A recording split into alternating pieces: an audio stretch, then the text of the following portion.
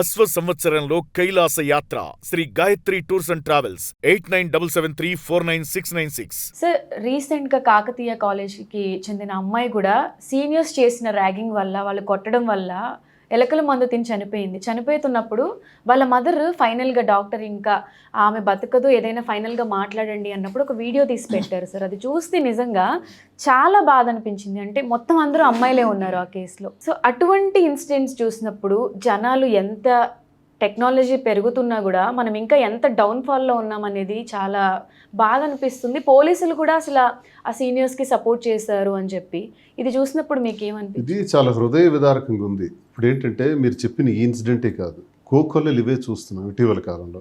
ఒక హస్బెండ్ వైఫ్ని ఉరేసుకుంటుంటే వీడియో తీశాడు. అలాగే భార్య ఏమో భర్తను చంపేసి కాంక్రీట్లో కలిపేయటం, బిర్యానీలోని విషయం కలిపి చంపేయటం, పిల్లల్ని చంపేయటం, పిల్లల్ని పట్టుకొని తల్లెళ్ళి. ఇదంతా కొంచెం నేను ఓల్డ్ అండ్ న్యూ జనరేషన్స్కి మధ్యలో పుట్టిన వ్యక్తిగా నేను చెప్తున్నాను. అంటే ఆ లెటర్ని ఇంటికి డబ్బులు పంపాలి అని ఫోన్ లేని రోజుల్లో లెటర్ రాసి మనీ ఆర్డర్ ద్వారా డబ్బులు రప్పించుకునే రోజుల నుంచి ఈరోజు ఫోన్పే ద్వారా డబ్బులు రప్పించుకునే టెక్నాలజీకి ఎదిగిన రోజుల వరకు ఈ మధ్యలో నేను చాలా చూసిన అనుభవాల్లో నేను చెప్పింది ఏంటంటే, మా చిన్నప్పుడు ఇంత వైలెన్స్ ఉండేది కాదు. అంటే అప్పుడు సోషల్ మీడియా లేదు కాబట్టి ఎవరికి తెలియదు అని అంటారు. కాదు, ఇంత వైలెన్స్ లేదు. భయం ఉండేది, భక్తి ఉండేది. ఒక చట్టం అన్నా, ఒక న్యాయం అన్నా, ఒక పోలీస్ అన్నా, లేకపోతే ప్రభుత్వం అన్నా, ఒక తల్లి అన్నా, తండ్రి అన్నా, స్నేహితుడన్నా, అన్నదమ్ముడన్నా ఒక భయం ఉండేది. ఇప్పుడు అది లేదు. మెయిన్ రీజన్ నేనేమనుకుంటున్నానంటే వీటన్నిటికీ ఇప్పుడు ఈ ఇన్సిడెంట్ మనం మాట్లాడేలోపు మరో ఇన్సిడెంట్ జరుగుతుంది. మరో 10 నిమిషాలు, ప్రతి నిమిషానికి ఇన్సిడెంట్స్ జరుగుతూనే ఉన్నాయి. వీటికి రీజన్స్ ఏంటంటే మన విద్యా విధానంలో ఉన్న లోపాల కింద నేను గుర్తిస్తున్నాను. ఎందుకంటే ఫస్ట్ లాంగ్వేజ్ని తీసి పడేస్తున్నారు, మదర్ లాంగ్వేజ్ని. తెలుగుని పూర్తిగా చంపేస్తున్నారు. 2 రాష్ట్రాల్లో కూడా తెలుగుని అడ్రస్ లేకుండా చేస్తున్నారు. తెలుగు భాషలో ముందు చదవటం, వినటం నేర్చుకుంటే మిగతా ఎన్ని భాషలైనా మనం నేర్చుకోగలం. సో తెలుగుని తీసేయటం వల్ల, అంతా ఆంగ్లంలో వెళ్ళటం వల్ల తెలుగు సాంప్రదాయాలు, మన దేవుడికి సంబంధించినటువంటి విషయాలు, మన కథలు, మన భాగవతం కానీ, రామాయణం కానీ, మహాభారతం కానీ సంబంధించిన కథలు మా చిన్నప్పుడు సిలబస్లో ఉండేవి. ఇప్పుడు అవి లేవు. లేకపోవడం వల్ల ఆ ఎథికల్ క్లాసెస్ ఉండేవి. సాయంత్రం మాకు 2-3 పీరియడ్స్ ఉండేవి. టీచర్స్ వచ్చి మంచి ఏంటి, చెడు ఏంటి, ఎలా బ్రతకాలి, ఎలా ఉండాలి, జీవితం అంటే ఏంటి, ఆటలు అంటే ఏంటి, పాటలు అంటే ఏంటి, ఒక 2 hours నేర్పించేవారు. ఇప్పుడు పిల్లల్ని పూర్తిగా మెకానికల్గా తయారు చేశారు, ఒక యంత్రంగా తయారు చేశారు. ఒక రూమ్లో కూర్చోబెట్టి నువ్వు ఇది చదువు అని చంపేస్తున్నారు అన్ని. వాడు డిప్రెషన్లోకి వెళ్ళిపోతున్నాడు. డిప్రెషన్లోకి వెళ్ళి యాసిడ్ దాడులు చేస్తున్నాడు, బ్లేడ్తో కట్ చేసుకుంటున్నాడు, ఇతర స్టూడెంట్స్ని కట్ చేస్తున్నాడు, చంపేస్తున్నాడు. కారణం ఏంటంటే చట్టం అంటే అవగాహన లేదు, దేవుడు అంటే భక్తి లేదు, మన సిద్ధాంతాలు, మన మతము, మన విధానాల పట్ల అవగాహన లేదు. 6 సిలబస్లో అర్థం లేదు. అర్థం లేని 6 సబ్జెక్టులు పెట్టేసి జీవితాన్ని పూర్తి చేసి నీ చదువు అయిపోయింది పోని విడిచిపెట్టేస్తున్నారు తల్లిదండ్రులు కానీ, సమాజం, స్కూల్స్ కానీ. ముందు విద్యా విధానం మారాలి.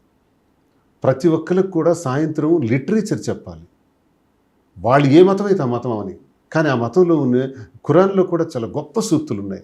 సాటి మనిషిని నువ్వు సహకరించకపోతే నువ్వు ముస్లింవే కావు అంటారు. ఎంత గొప్ప సూక్తిది. నీ రక్తం చిందించు, ప్రాణం కాపాడటానికి నీ నా రక్తాన్నైనా చిందిస్తానని ప్రభు అంటాడు.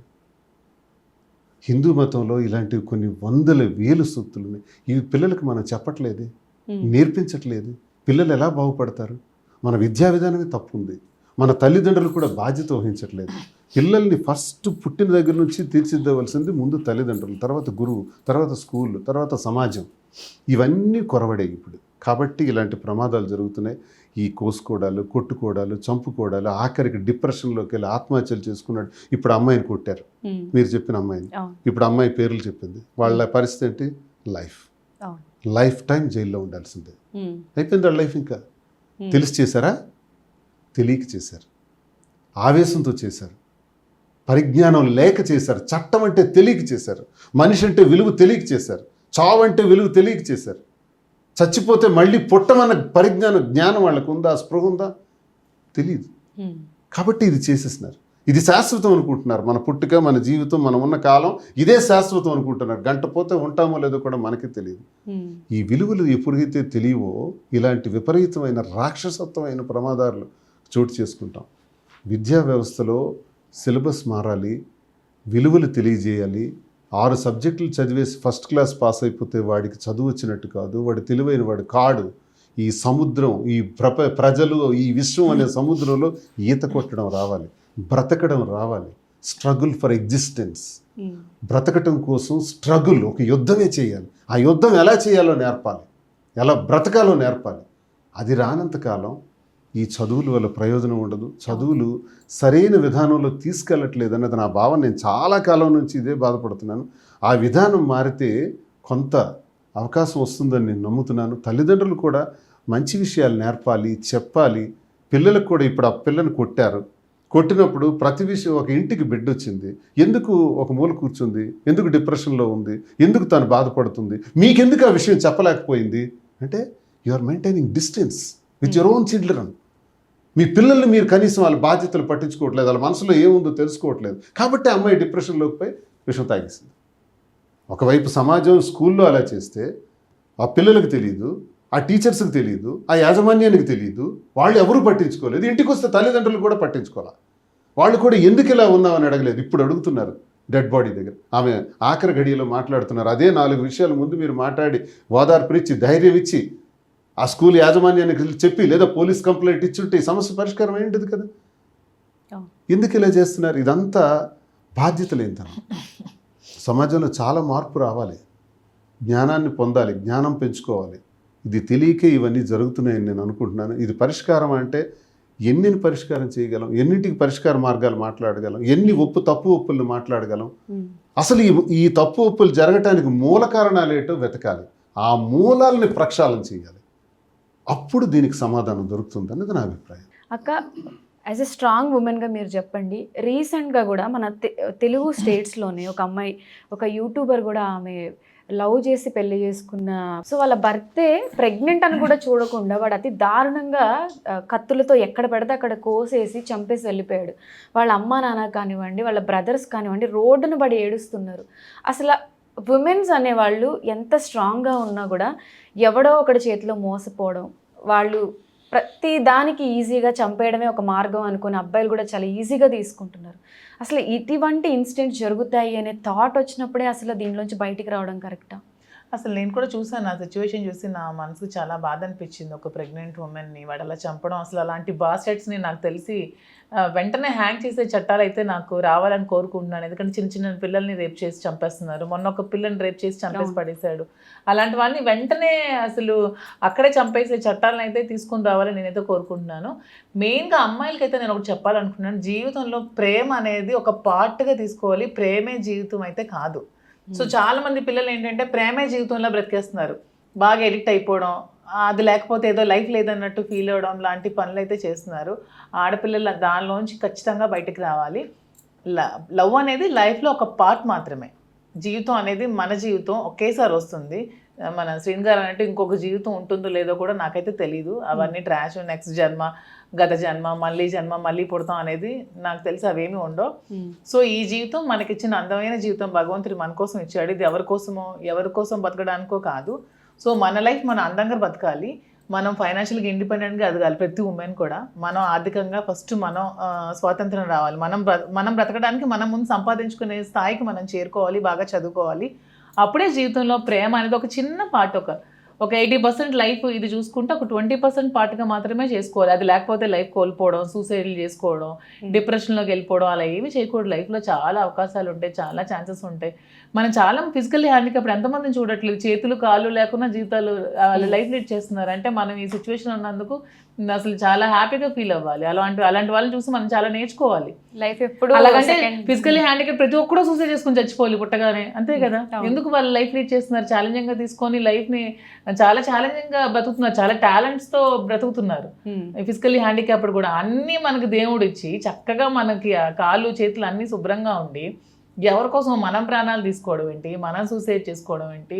మొన్న ఎవరో ఒక ఆవిడ సార్ అన్నట్టు 5 పిల్లల్ని తీసుకెళ్ళి ట్రైన్ గుద్ది పిల్లలతో పాటు చచ్చిపోవడం ఏంటి. ఆ సిచ్యువేషన్ నాకైతే చాలా మనసును కలిచివేసింది. అలాంటి నిర్ణయాలు అయితే తీసుకోకూడదు. లైఫ్లో ఎప్పుడు సెకండ్ ఛాన్స్ అనేది ఖచ్చితంగా దేవుడు ఇస్తాడు. నీకు నిజంగా నీ హస్బెండ్తో నీకు గొడవలు ఉన్నా, నీకు ఇబ్బందిగా ఉన్నా విడిపోయి బ్రతకండి. ఇప్పుడు నాకే ఉంది, నేను సూసైడ్ చేసుకుంటే నా పిల్లలు పోయేవాళ్ళు, నేను పోయేవాళ్ళు, నా లైఫ్ అక్కడతోనే క్లోజ్ అయిపోయింది. ఈరోజు మాదిరి ఎవరో మీకు తెలియదు కాదు, మీరు వచ్చి నా ముందు కూర్చునే వాళ్ళే కాదు. సో లైఫ్లో ఎదుర్కోవాలి, స్ట్రాంగ్గా ఛాలెంజ్గా తీసుకోవాలి, లైఫ్ని ఫేస్ చేయాలి. సెకండ్ ఛాన్స్ ఉంటుంది. నా లైఫ్ ఎగ్జాంపుల్, హ్యాపీగా ఉన్నాను ఇప్పుడు నేను. ఆ రోజు పోయింటే ఈరోజు నేను హ్యాపీగా ఉండేదాన్ని కాదు. నా లైఫ్లో చాలా మెమరీస్ ఉన్నాయి, లైఫ్లో చాలా సక్సెస్గా రన్ అవుతున్నాను, చాలా ఆనందంగా గడుపుతున్నాను. సో చిన్న చిన్న వాటికి సూసైడ్ చేసుకోవడం, నిర్ణయాలు తీసుకోకూడదు. ప్రేమ పిచ్చిలో కూడా అలాగ బలైపోకూడదు. నిజంగా ఆమె కూడా, వైష్ణవి కూడా నిజంగా హస్బెండ్తో గొడవలు ఉంటే అప్పుడే సపరేట్ అయిపోయి బ్రతకాల్సింది. అనవసరంగా అలాంటి ఒక వేస్ట్ ఫెలోకి నమ్మి పేరెంట్స్కి దూరమై పెళ్లి చేసుకొని జీవితాన్ని కోల్పోయింది. పేరెంట్స్ కూడా, పిల్లలు కూడా పేరెంట్స్ నిర్ణయాలు కాదనుకొని నిర్ణయాలు తీసుకుంటున్నారు. మనకి 20 సంవత్సరాలు కనీ పెంచిన తల్లిదండ్రులకి మనం ఇంకేం కావాలో తెలీదా? అలాగని పేరెంట్స్ కూడా క్యాస్ట్ పిచ్చితో కొంతమందికి కుల పిచ్చితో అవి కూడా చేస్తున్నారు. అవి కూడా చూడకూడదు. మంచిగా ఉంటే నిర్ణయం తీసుకొని మంచిగా ఇద్దరిని కలపడానికే చూడాలి. పిల్లలు కూడా మ్యాక్సిమం పేరెంట్స్ చెప్పింది విన్నట్టు ఉండాలని నేనైతే కోరుకుంటున్నాను. సో ఫైనల్గా మీరు మీ ఫ్యాన్స్కి ఏదైనా చెప్పాలా అనుకుంటే చెప్పొచ్చు. ఏం చెప్పాలనుకోవట్లేదు. నన్ను నిజంగా బాగా ఆదరిస్తున్నారు. మన ఆంధ్రాలోనే కాదు, తెలంగాణలో కూడా ఇంకా బాగా ఆదరిస్తున్నారు. నిజంగా తెలంగాణ పీపుల్కి నేను అసలు ఎప్పుడు రుణపడి ఉంటాను. మమ్మల్ని ఇంత బాగా ఆదరిస్తారని అసలు అనుకోలేదు. అసలు ఎక్కడ ఏ ప్రోగ్రామ్ అయినా పిలుస్తున్నారు, ఏ ఈవెంట్ అయినా మమ్మల్ని పిలుస్తున్నారు. మొన్న కూడా ఒక మంచి ప్రోగ్రామ్ చేశారు మయూరి ఆర్ట్స్ వాళ్ళు. ఒక 300 మంది పిల్లలతో గిన్నీస్ రికార్డ్ ప్రోగ్రామ్ చేశారు కూచిపూడికి. దానికి మా ఇద్దరికి గెస్ట్లుగా పిలిచారు. అసలు ఆ రోజు నా ఆనందానికి అవధులేవన్నమాట. పిల్లల్ని, వాళ్ళని, వాళ్ళ ప్రేమల్ని అవన్నీ చూస్తే. సో తెలంగాణ వాళ్ళకి ఏమి ఇచ్చినా నేను రుణం తీర్చుకోలేను. మీ అభిమానం మా మీద ఎల్లవేళలా ఇలాగే ఉండాలి అని కోరుకుంటున్నాను. సరే, ఉగాదికి ఏం రీల్ పెడుతున్నారో చెప్పరా? ఏం పట్టలేదు, ఎక్కడ ఉగాది అంతా నీతోనే అయిపోయింది ఈరోజు. ఓకే, మార్నింగ్ ఏమో మా ఆయన ప్రోగ్రామ్కి వెళ్ళిపోయారు, పూజ అయిపోయింది. ఈరోజు అసలు ఏమీ లేదు. శ్రీనివాస్ గారు, మీరు ముఖ్యంగా 2 రాష్ట్రాల ప్రజలు, తెలంగాణ ప్రజలకి మొత్తం మేము ఓడి కింద పడి ఎలా మళ్ళీ పైకి లేవాలనుకునేటప్పుడు మాకు కనపడింది హైదరాబాద్, తెలంగాణ. ఇక్కడికి వచ్చి నిలబడితే మళ్ళీ పైకి లేస్తాం అనుకున్నాం. అలాగే తెలంగాణ ప్రజలు మాకు పైకి లేపారు. వాళ్ళకి ప్రత్యేకమైనటువంటి ధన్యవాదాలు. జీవితకాలం మేము ఉన్నంత వరకు ఈ ప్రజల్ని మేము గుర్తుంచుకుంటాం.